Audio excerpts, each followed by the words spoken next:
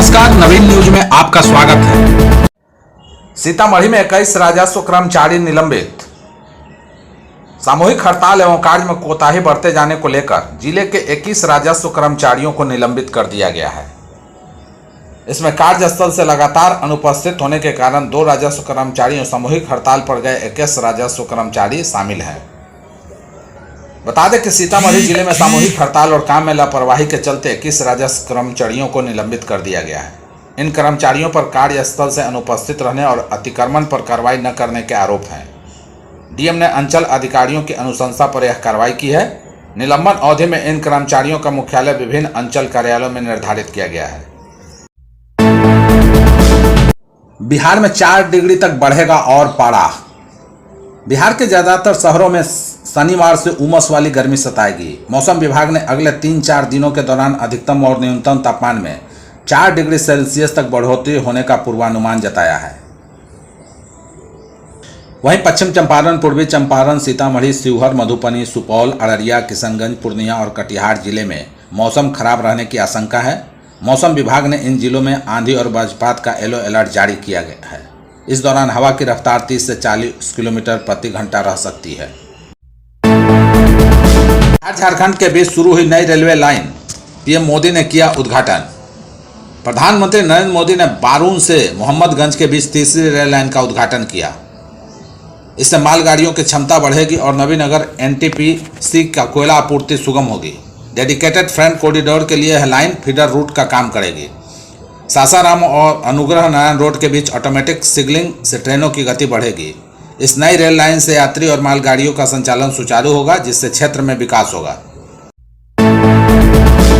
मुंबई जैसा पटना में तैयार हो रहा है मॉडर्न रेलवे टर्मिनल। राजधानी पटना में मॉडर्न रेलवे टर्मिनल का निर्माण किया जा रहा है, जिसकी लागत 95 करोड़ बताई जा रही है। यह करीब 4.8 एकड़ जमीन पर तैयार होगा, जिससे लोगों को काफ़ी सहूलियत होगी। लगभग 1 लाख से अधिक यात्री सफर कर सकेंगे। बता दें कि प्रधानमंत्री नरेंद्र मोदी 2 दिन के दौरे पर बिहार आए थे। पटना में उन्होंने पटना एयरपोर्ट के नए टर्मिनल भवन का उद्घाटन किया था।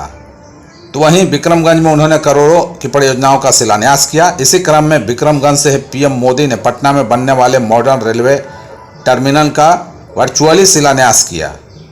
बता दें कि पटना में मॉडर्न रेलवे टर्मिनल का निर्माण होगा। यह टर्मिनल हार्डिंग पार्क यानी वीर कुंवर सिंह पार्क के सामने बनाया जा रहा है। टर्मिनल पर 5 प्लेटफॉर्म होंगे और 85 पैसेंजर ट्रेनों का संचालन किया जाएगा। बता दें कि दानापुर रेल मंडल में पहली बार पैसेंजर ट्रेनों के लिए अत्याधुनिक टर्मिनल बनकर तैयार होगा। तबादले को लेकर एस सिद्धार्थ का बड़ा बयान। बिहार में शिक्षा व्यवस्था को सुधारने के लिए शिक्षा विभाग सजग है। शिक्षा विभाग की ओर से हर दिन नए फरमान जारी किए जाते हैं। वहीं हाल में विभाग ने 1,30,000 शिक्षकों का तबादला किया है, जिसके बाद शिक्षकों के मन में यह सवाल था कि आखिर उनको स्कूल का आवंटन कब तक होगा। इस मामले में एस सिद्धार्थ ने स्पष्ट किया है कि ट्रांसफर के बाद शिक्षक 30 जून से पहले नए स्कूल में योगदान देंगे। उन्हें पुराने स्कूल से स्वतः ही मुक्त कर दिया जाएगा। यह प्रक्रिया पूरी तरह से ऑटोमेटिक होगी।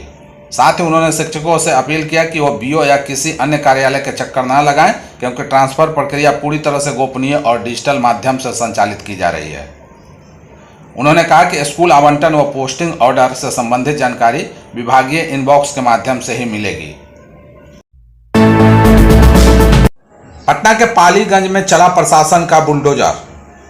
पालीगंज में जिलाधिकारी के निर्देश पर नो वेंडर जोन में अतिक्रमण हटाया गया।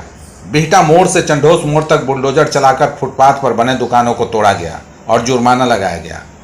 इस मामले में कार्यपालक पदाधिकारी ने महीने में 2 दिन अतिक्रमण हटाने की बात कही।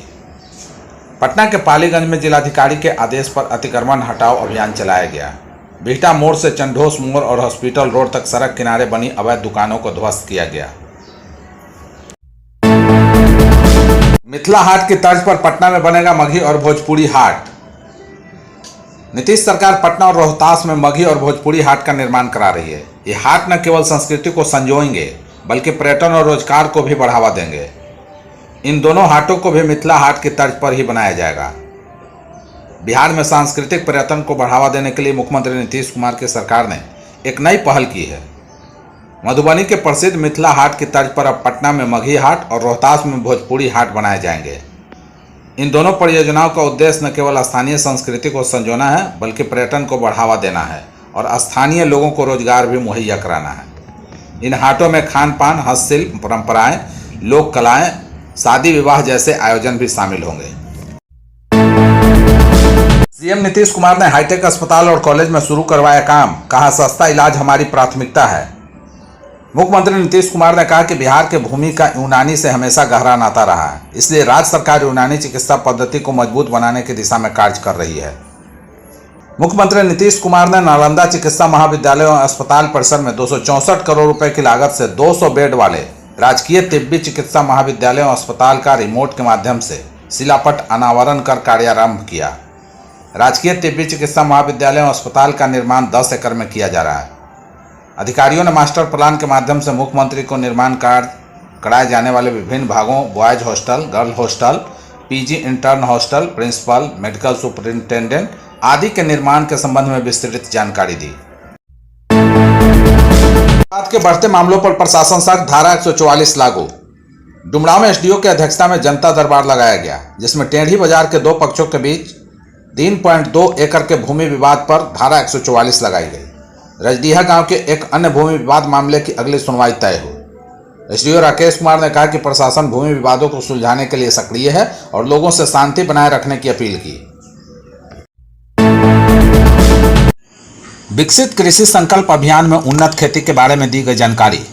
पटना जिला के दानापुर के कोथवा, जमालुद्दीन चक के गुड़गांवा में भारतीय कृषि अनुसंधान परिषद के पूर्वी परिसर द्वारा विकसित कृषि संकल्प अभियान का आयोजन किया गया। इस कार्यक्रम में ICAR के वैज्ञानिकों ने किसानों को वर्टिकल फार्मिंग, ड्रिप सिंचाई, नैनो यूरिया आदि के बारे में जानकारी दी। उन्होंने किसानों से उनकी समस्याएं पूछी और उनके निदान व उन्नत खेती के बारे में विस्तृत जानकारी दी। इस मौके पर डॉक्टर कमल शर्मा, डॉक्टर कीर्ति सौर, आरती कुमारी, डॉक्टर नरेंद्र कुमार, रवि कुमार, किसान श्री अमरजीत सिन्हा, BTM नूतन कुमारी, ATM शालिनी राय सहित अनेक लोग मौजूद थे। सूफी महोत्सव को लेकर बैठक, अधिकारियों द्वारा की गई महज खानापूर्ति, खानकाह के गद्दी नसीह को बैठक की सूचना नहीं। सोहबत मेला के अवसर पर 8 जून को होने वाली सूफी महोत्सव को लेकर पटना जिला के मनेर खानकाह में बैठक हुई। हालांकि यह बैठक अधिकारियों द्वारा महज खानापूर्ति के तौर पर की गई, कारण कि बैठक की सूचना खानकाह के गद्दी नसीह को नहीं दी गई। वहीं बैठक में आए अधिकारियों से जब खानकाह के गद्दी नसीह सैयद शाह तारिक इनायतुल्लाह फिरदौसी ने पूछा कि इस बैठक की सूचना मुझे नहीं है, जहां बैठक होनी है, तो क्या यह खानापूर्ति है? साथ ही कहा कि सूफी महोत्सव में मीडिया के लिए विशेष इंतजाम क्यों नहीं की जाती है। इस पर अधिकारी एक दूसरे से पूछने लगे। और तो और आज की इस बैठक की सूचना नगर अध्यक्ष व मीडिया को भी नहीं थी, जिस पर बैठक में कई तरह के सवाल उठे। उसके बाद मौजूद अधिकारियों ने मेला में पानी, बिजली, फोर्स, शौचालय आदि मुद्दे पर चर्चा की। बैठक में नगर परिषद अध्यक्ष Vidyadhar Vinod, DCLR Manish Kumar, SDPO 2 Pankaj Mishra, BDO अभिषेक प्रभाकर, CO पूजा कुमारी, थानाध्यक्ष प्रदीप कुमार, अधिवक्ता सैयद आसिफ अहमद सहित अनेक लोग मौजूद थे। वहीं हर साल मेला में शौचालय, मेडिकल की कमी झलकती है।